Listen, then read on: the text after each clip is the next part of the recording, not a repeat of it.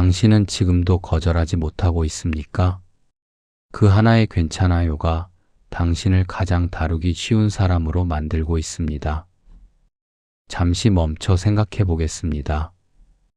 마지막으로 누군가의 부탁을 진심으로, 조용히, 단호하게 거절했던 것이 언제였는지 기억하십니까? 아마 쉽게 떠오르지 않으실 겁니다. 그 자리에서 분명 망설이셨을 겁니다. 이건 좀 무리인데, 오늘은 정말 여유가 없는데라는 말이 목 끝까지 올라왔을 것입니다.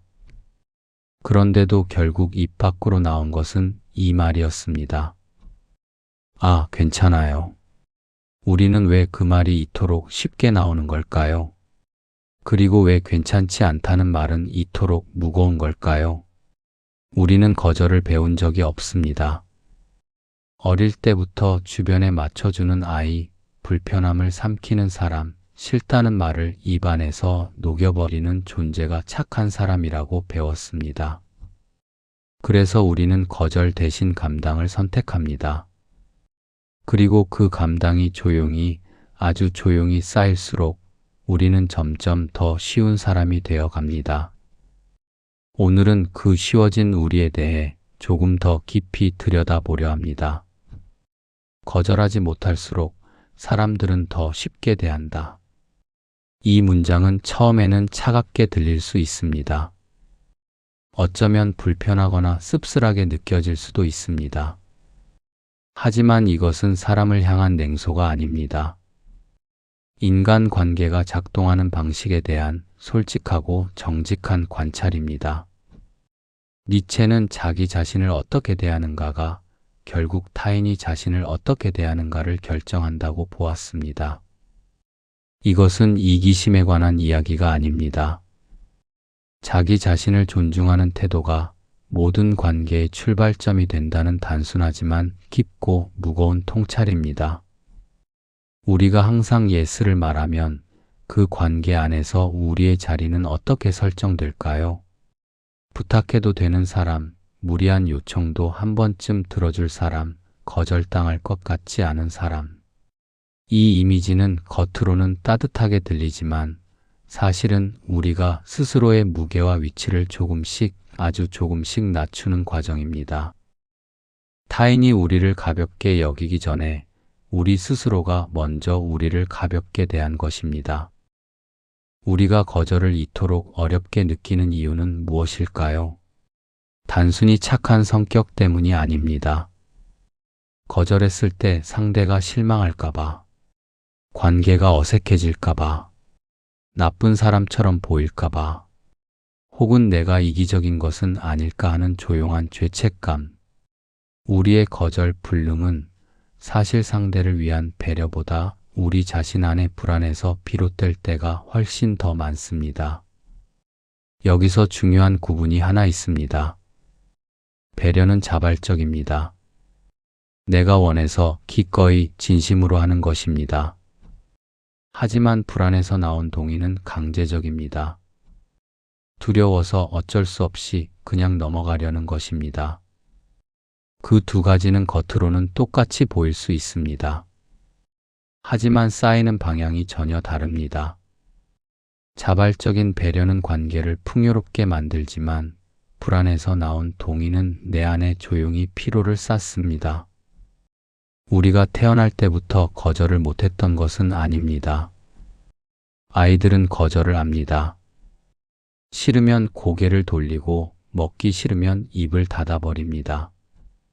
하지만 어른들은 그 아이에게 말했습니다. 그러면 안 되지. 착한 아이는 그러지 않아.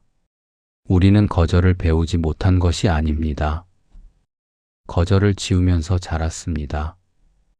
그렇게 지워진 거절이 이제는 두려움이 되어 우리 안에 남아 있습니다. 세상에서 가장 다루기 쉬운 사람은 항상 예스를 말하는 사람입니다. 그 사람에게는 경계가 없으니까요. 경계가 없는 사람에게는 조심할 필요가 없습니다. 어디까지 부탁해도 되는지 가늠하지 않아도 됩니다. 그 관계는 편안해 보이지만 실은 불균형합니다. 한쪽은 계속 기대고 한쪽은 계속 받쳐주는 구조. 반대로 생각해 보십시오.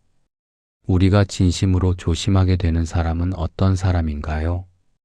적당한 거리를 유지하는 사람, 자신의 의견을 명확히 말하는 사람, 때로는 정중하게 거절할 줄 아는 사람. 그 사람이 무서워서가 아닙니다. 그 사람이 스스로를 소중히 여긴다는 것이 관계 안에서 자연스럽게 느껴지기 때문입니다. 그 사람과의 관계에는 자연스러운 무게감이 있습니다. 아니오는 관계를 끝내는 말이 아닙니다. 오히려 관계의 구조와 무게를 만들어주는 말입니다. 경계가 있는 사람은 그 경계 안에서 진심으로 예스를 말할 수 있습니다. 경계가 없는 사람의 예스는 진심인지 의무인지 상대도 알 수 없게 됩니다. 진심이 보이지 않는 관계는 가까울수록 점점 더 공허해집니다. 항상 예스를 말하는 삶은 어떤 대가를 치를까요? 단기적으로는 관계가 매끄러워 보입니다.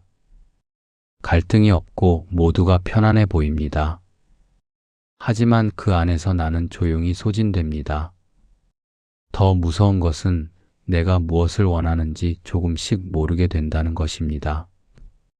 계속 타인의 원함에 맞춰온 사람은 어느 순간 자신이 무엇을 원하는지 묻는 질문 앞에서 멈춰버립니다. 그 질문이 낯설어질 때 우리는 이미 많은 것을 잃은 것입니다. 우리가 잃어버리는 것은 시간만이 아닙니다. 내가 진짜로 원하는 것이 무엇인지 아는 감각, 나의 감정이 소중하다는 확신, 나는 거절해도 되는 존재라는 당연한 사실. 이것들이 하나씩 천천히 흐릿해집니다. 우리는 종종 이렇게 생각합니다. 이번 한 번만 더 참으면 관계가 더 좋아질 거야. 거절하면 관계가 멀어지지 않을까? 하지만 거절 없이 쌓인 관계는 생각보다 훨씬 빨리 무너집니다. 진심 없이 이어진 예스들은 언젠가 반드시 무게를 갖습니다. 쌓인 피로가 억울함이 되고 억울함이 무관심이 되고 무관심은 어느 날 갑자기 단절이 됩니다. 서서히 채워진 것들은 조용히 끝나지 않습니다. 거절은 관계를 파괴하는 것이 아닙니다. 관계를 오래 진심으로 이어가기 위한 솔직하고 조용한 방식입니다. 그리고 한 가지 더. 거절을 받아들이지 못하는 상대라면 그 관계 자체를 돌아봐야 할지도 모릅니다. 진짜 관계는 아니오를 들어도 흔들리지 않습니다. 오히려 그 아니오가 서로를 더 진실하게 만들어줍니다. 철학은 종종 우리에게 불편한 질문을 던집니다. 당신은 지금 친절한 것입니까? 아니면 두려운 것입니까? 이 질문이 불편하게 느껴진다면 어쩌면 그 안에 이미 답이 있을지도 모릅니다. 우리가 두려움으로 예스를 말할 때 우리는 관계를 지키는 것이 아니라 갈등을 잠시 미루는 것입니다. 미뤄진 갈등은 사라지지 않습니다. 언젠가 훨씬 더 무거운 모습으로 돌아옵니다. 그동안 우리는 점점 더 많은 예스를 말하며 조금씩 자신을 잃어갑니다. 오늘부터 완벽하게 거절하는 사람이 되어야 한다는 뜻이 아닙니다. 거절을 두려워하지 말라는 말도 아닙니다. 다만 다음번에 괜찮아요 라는 말이 입 밖으로 나오기 전 딱 1초만 멈춰 보시길 바랍니다. 나는 지금 진심으로 괜찮은가?